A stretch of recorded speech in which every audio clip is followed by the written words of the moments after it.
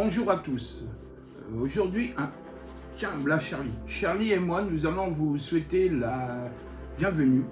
Nous allons aborder aujourd'hui les 5 astuces pour réussir vos visites. Ça vous intéresse? Oui?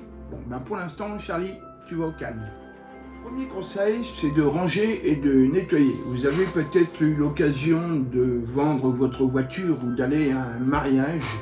Que faites-vous? Vous avez dû certainement vous rendre dans un centre de nettoyage pour passer l'aspirateur ou pour lustrer la voiture. Eh bien, une maison ou un appartement, c'est la même chose. Au printemps, vous lavez la façade, vous commencez à tondre la pelouse, vous traitez l'eau verte de la piscine qui n'a pas servi pendant l'hiver. Vous faites les petites réparations qui, de toute façon, vous devriez faire. Par exemple, le fil électrique qui pend, les prises retirées du mur, une sangle de volet cassée, un portail abîmé, des arbres défraîchis. Tout linge doit être rangé dans les placards. N'hésitez pas à désencombrer les chambres des enfants. Les jouets qui ne servent plus doivent aller dans les cartons. De toute façon, il faudra bien commencer un jour et c'est un gain de temps pour la suite de la vente. Deuxième conseil, vous devez dépoussiérer le bien à vendre. La déco étant à votre goût ne sera certainement pas celle de votre visiteur. Donc retirez les photos sur le frigidaire, les magnettes, les cadres familiaux. Retirez les tapis au sol s'il y en a. Dans le salon, s'il y a 2 fauteuils et un canapé, retirez un fauteuil pour libérer de l'espace.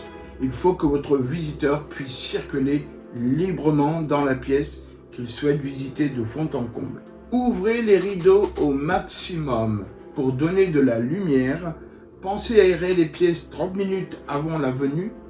Aérer les espaces. Moi, c'est ce que je fais avant chaque visite lorsque c'est un bien inoccupé. Et lorsque c'est occupé, c'est ce que je conseille à mes vendeurs une demi-heure, 1 heure avant.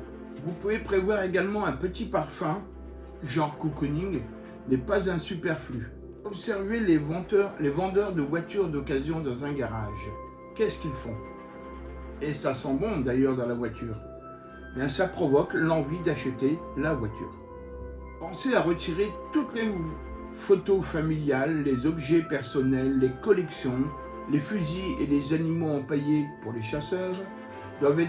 Tout doit être mis dans les cartons.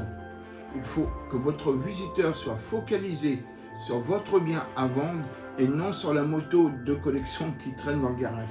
Ça n'a rien à voir avec la maison.